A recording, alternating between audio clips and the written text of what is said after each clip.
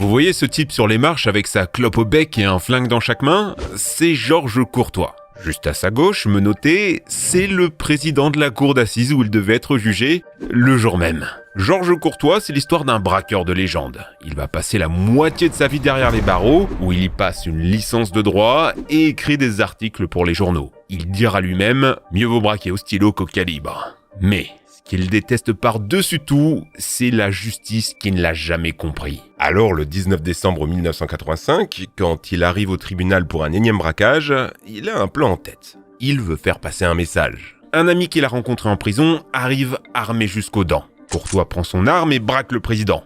Il veut que France 3 vienne filmer. Tout de suite, il va faire le procès de la justice en direct. Expliquer les problèmes du milieu carcéral. Il parle bien et s'attire même la sympathie des otages qui comprennent ses revendications. S'adressant aux témoins, il leur demande « Quel effet ça vous fait d'être venu pour juger quelqu'un et finalement de vous retrouver en position d'être jugé à votre tour ?»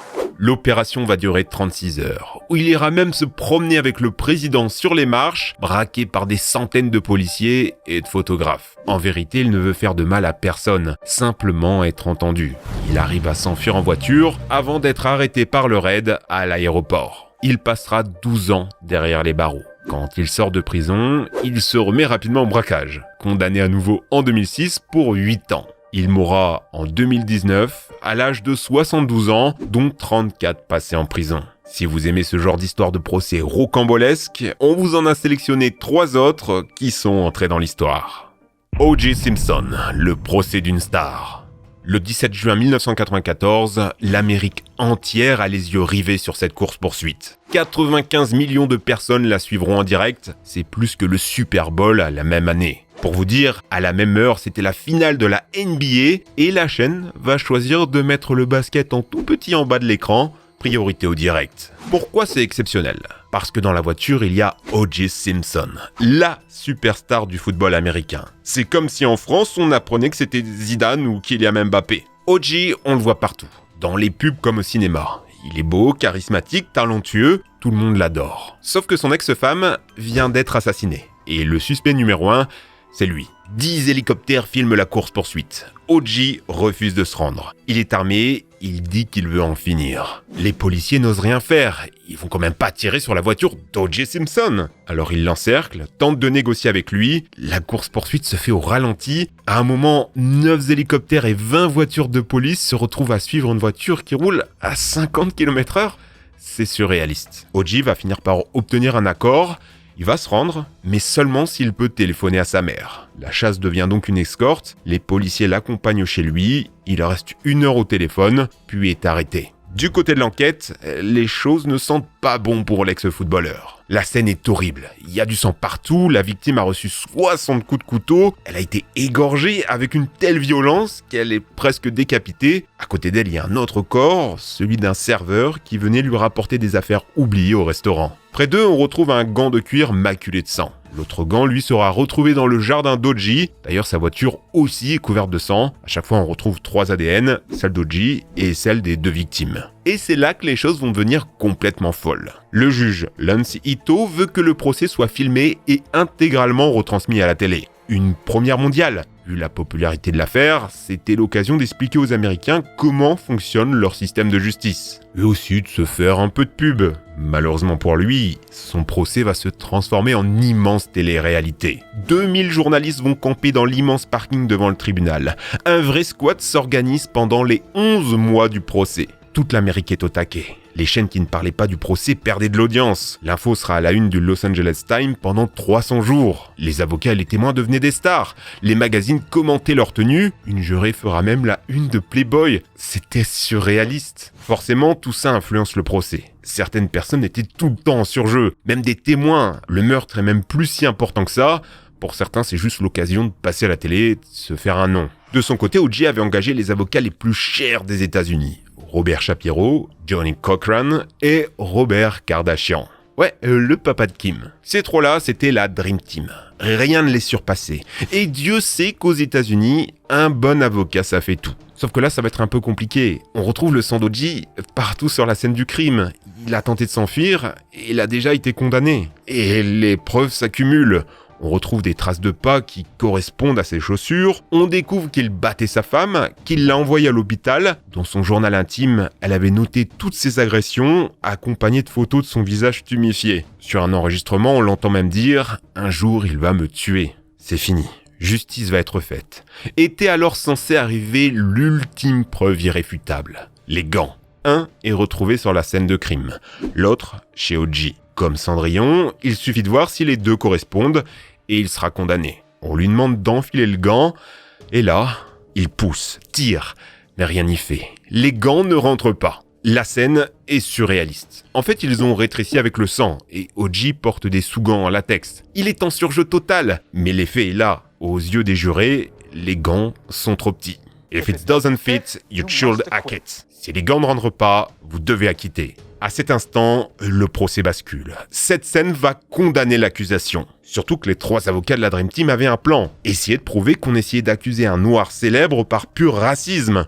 Que toutes les preuves ont en fait été placées là par des policiers blancs. Notamment Mark Fuhrman, le premier arrivé sur la scène du crime. Les témoins ont beau affluer pour dire que c'était un policier modèle, les avocats d'O.J. avaient leur dernier joker. Des enregistrements audio où on l'entend tenir des propos racistes. Des témoins disent l'avoir vu dessiner des symboles du Ku Klux Klan, il aurait même déjà trafiqué des preuves par le passé. Le jury, composé majoritairement de femmes noires, se retire pour délibérer. On pense que ça va durer des jours, elles sortent au bout de 4 heures. 150 millions de personnes regardent le verdict en direct à la télé. O.J. Simpson est innocent.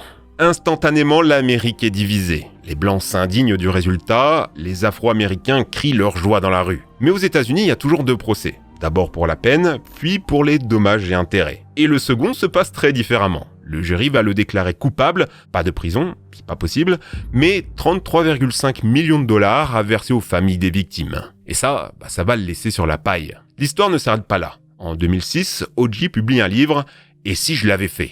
Confession d'un tueur ». Il raconte le crime, mais comme si c'était un scénario imaginaire.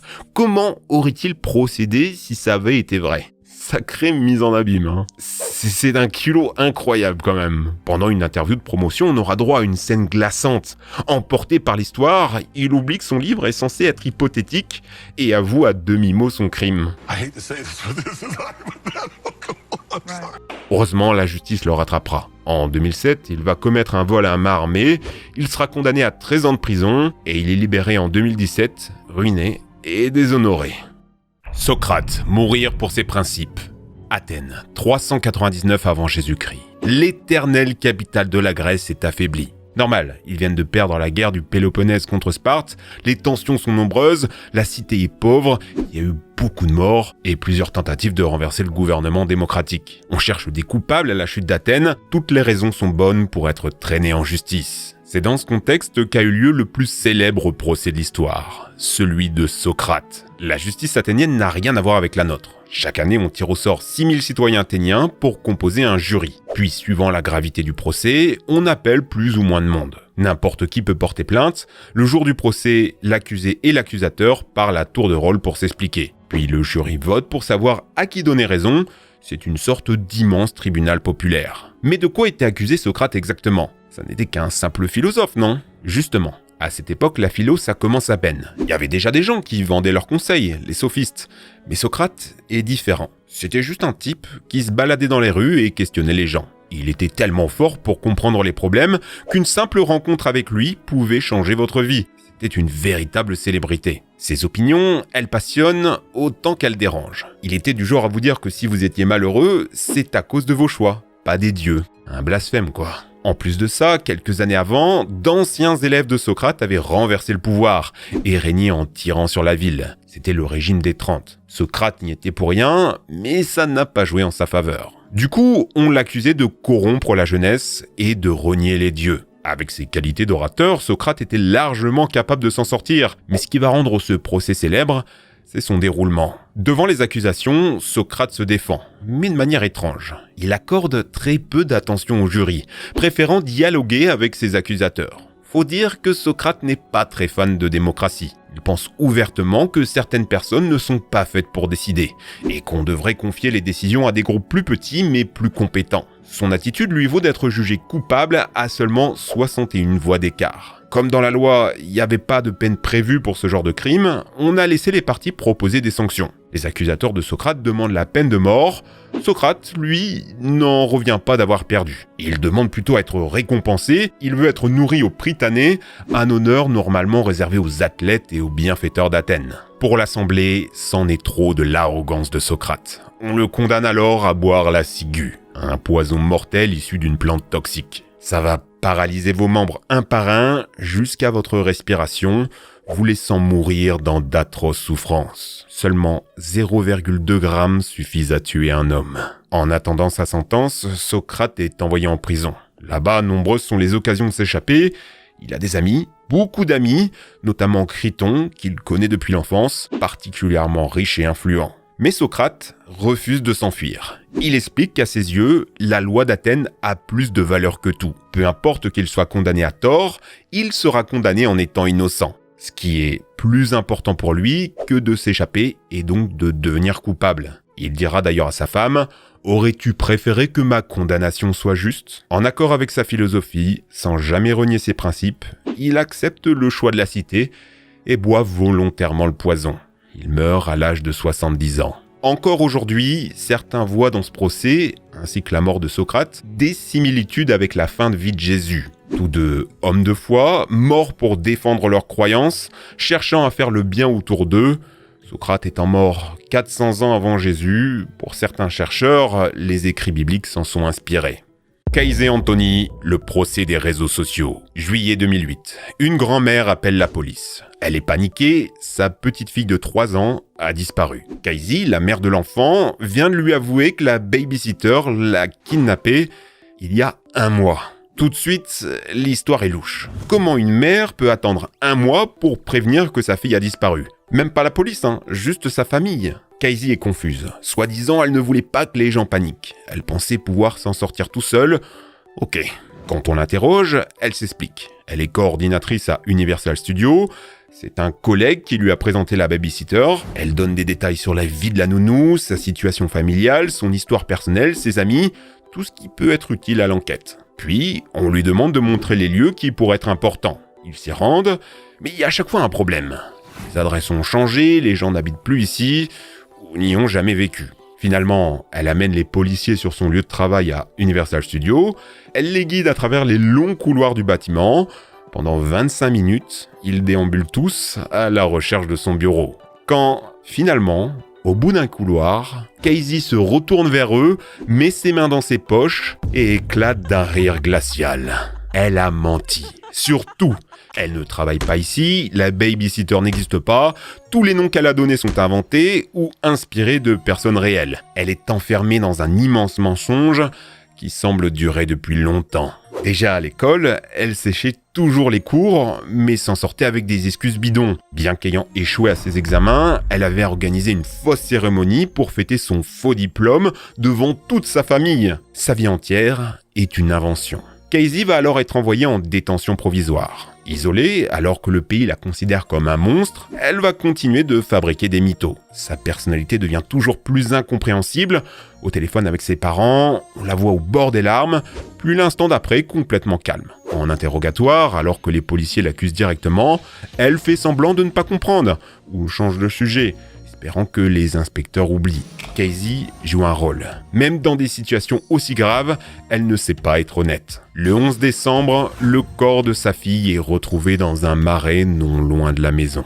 Emballé dans une couverture Winnie l'ourson avec du scotch sur la bouche et le nez. On découvre aussi que le jour précédant la mort, Kaysé avait fait des recherches du style étouffement sans preuve. Quelques jours après la disparition, on la voit faire la fête avec des amis, se tatouer Belle Vie sur l'épaule ou écrire dans son journal intime « J'ai fait le bon choix, je n'ai jamais été aussi heureuse ». Pour le monde entier, elle est coupable. Au début du procès, tout le monde parle de cette mère indigne. Les gens campent devant le tribunal pour avoir des places. Plusieurs chaînes d'infos doublent ou triplent leur audience quand elles traitent du sujet. Les réseaux sociaux condamnent Kaysé sur la place publique. Le Time dira même que c'était « The Social Media Trial of the Century », le procès du siècle des réseaux sociaux. En effet, c'est la première fois qu'Internet joue un rôle aussi important dans un procès. L'histoire tragique de cette petite fille indigne l'Amérique tout entière. Tout l'accuse, elle encourt la peine de mort, c'est impossible qu'elle y échappe.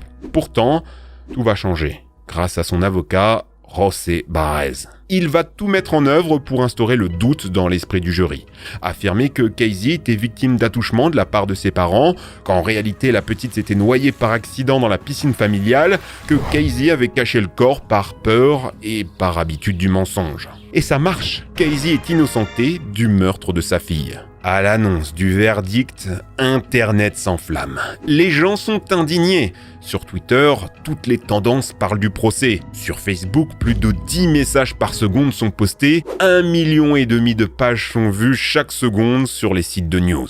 Oui, le tribunal populaire l'a condamné coupable et sa sanction sera pire que la prison. C'était il y a 11 ans. Et pourtant, encore aujourd'hui, Casey est traqué par des milliers de personnes. Que fait Casey aujourd'hui ? 2 minutes, 1,8 million de vues. Sa moindre initiative, travail, amis, amour, déménagement, tout est mis en œuvre pour lui ruiner sa vie, pour la condamner hors des barreaux. Pour la première fois de l'histoire, on peut le dire, les réseaux sociaux ont rendu une décision de justice populaire avec des effets bien réels. Comme ont été uberisés les taxis ou les restaurants, les tribunaux seraient-ils la prochaine étape ? Une justice vraiment démocratique, rendue par tout le monde ? Oui, ça sonne bien, mais l'histoire de Socrate nous montre à quel point ça peut être injuste. Et ça sans parler de l'histoire des lynchages. Malheureusement, aujourd'hui, cette pratique est courante. Regardez Depp vs Heard. Tout le monde décide d'un coupable avant même que le jugement soit rendu. On juge sur la base de quelques extraits qui dépassent les millions de vues qu'il devient moins important de gagner son procès que de gagner la bataille médiatique. Préférez-vous passer 1 an en prison ou vous faire traquer par des millions de personnes qui, sous prétexte que vous n'avez pas été condamné à mort, feront tout pour que vous ne retrouviez plus jamais de travail, d'amis ou de nouvelles compagnes. Les décisions de justice ont été désacralisées pour le meilleur, mais surtout pour le pire.